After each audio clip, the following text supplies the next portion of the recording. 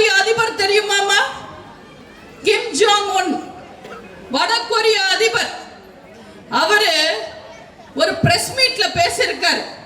மக்களை திசை திருப்புறதுக்காக வடகொரியா பெரிய இடம்னு நிரூபிச்சுக்கிறதுக்காக அவரே ஒரு பிரஸ் மீட்ல பேசுறாரு.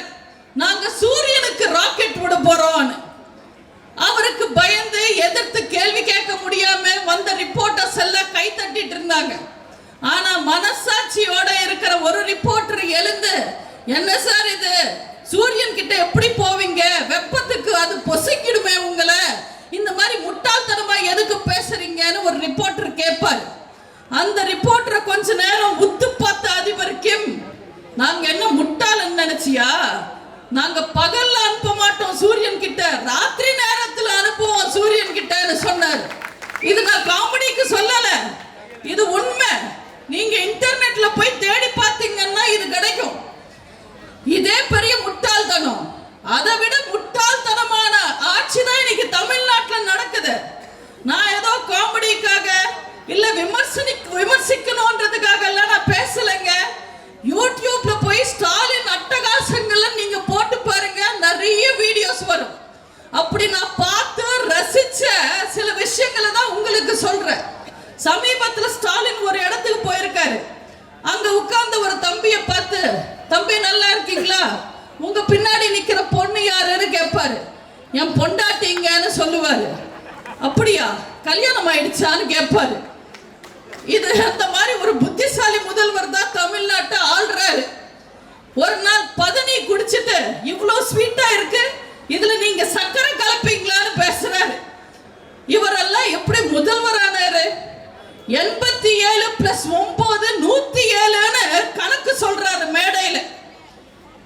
அதெல்லாத்தையும் விட சங்கிலி பருப்பு, செயின் அறுப்பு, இப்படி இஷ்டத்துக்கு ஏதோ பேசுறாரு. இவரெல்லாம் தமிழை காப்பாத்துவாரா, தமிழனை காப்பாத்துவாரா, தமிழ்நாட்டை காப்பாத்துவாரா? அவரை காப்பாத்துறதுக்கு அடுத்த தேர்தல்ல யார் இருக்காங்கன்னு தெரியல. ஒரு முதல்வர் பத்தி இப்படி பேசுறதுக்கு எனக்கு வெக்கமா வேதனையா தான் இருக்கு. ஏன்னா தமிழ்நாட்டுல எந்த மாதிரி முதல்வர்கள் ஆட்சி செஞ்சிருக்காங்க? எந்த பள்ளிக்கூடத்துக்கும் போகாம, கல்லூரிக்கு போகாம, படிக்காம, வெறும் மக்களை மட்டுமே படிச்சு நல்லாட்சி தந்த கர்ம வீரர் காமராஜர் ஆட்சி செஞ்ச ஊரு. மக்களுக்காக மக்களாட்சி நடத்தின புரட்சி தலைவர் முதல்வராக இருந்த ஊரு. மக்களால் நான், மக்களுக்காகவே நான் வாழ்ந்த மறைஞ்ச புரட்சி தலைவி ஆண்ட ஊரு. ஆனா இன்னைக்கு தமிழ்நாட்டு முதல்வரோட நிலைமை என்ன? துண்டு சீட்ல வாஸ்கோட காமான்னு எழுதி கொடுத்தா அது பார்த்து வாசுதேவ கவுண்டர்னு படிப்பாரு. இவரெல்லாம் தமிழ்நாட்டு முதல்வரா இருக்காரு. பெண்களை சகோதரியா பாருங்க, வயசானவங்கள அம்மா அப்பாவா பாருங்க, டீச்சர்ஸ் தெய்வங்களா பாருங்க, பெண் குழந்தைங்களை தேவதைகளை பாருங்கன்னு சொல்லி கொடுக்க வேண்டிய அரசாங்கம் எங்க பார்த்தாலும் ஸ்டாலின் அப்பாவா பாருங்க, ஸ்டாலின் அப்பாவா பாருங்க, ஸ்டாலின் அப்பாவா பாருங்கன்னு ஒரு பிச்சைக்காரத்தனமான விளம்பரத்தை எடுத்திருக்காங்க. நீங்களே சொல்லுங்கம்மா, எல்லா பிச்சைக்காரங்களும் என்னன்னு கூப்பிடுவாங்க? அம்மா தாயே பிச்சை போடுன்னு கேட்பாங்க. அப்பா தகப்பா பிச்சை போடுன்னு எவனாவது கேட்பானா? ஏன்னா பிச்சைக்காரனுக்கு கூட தெரியும், கொடுக்கிற மனசு அம்மாக்கு தான் இருக்கும். அன்பு இருக்கும், கருணை இருக்கும், பசி போக்குற குணம் இருக்கும், மனசு இருக்கும்னு. பிச்சைக்காரனுக்கு இருக்கிற அறிவு கூட ஸ்டாலினுக்கு இல்லாம போயிடுச்சு. அம்மாக்கு இன்னொரு பேர் பொறுமை, அப்பனுக்கு என்ன தெரியும் அருமைன்னு சொல்லுவாங்க. இந்த அப்பா கேரக்டர் திடீர்னு எப்படி ஃபார்ம் ஆச்சுன்னு தெரியல.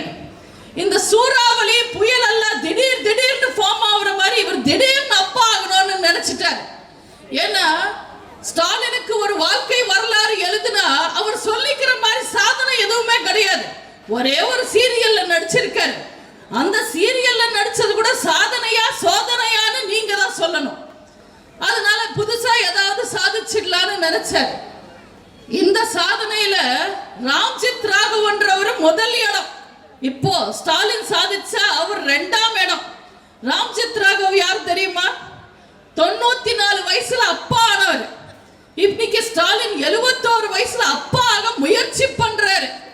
பேரன் பேத்தி எல்லாம் கையில எடுத்ததுக்கு அப்புறம் அப்பா ஆகணும்னு ஆசைப்படுறவர் ஸ்டாலின் மட்டுமா தான் இருப்பார். பாதகம் செய்பவரை கண்டால் நாம் பயம் கொள்ளலாகாது பாப்பா. மோதி மிதித்து விடு பாப்பா, அவர் முகத்தில் உமிழ்ந்து விடு பாப்பா.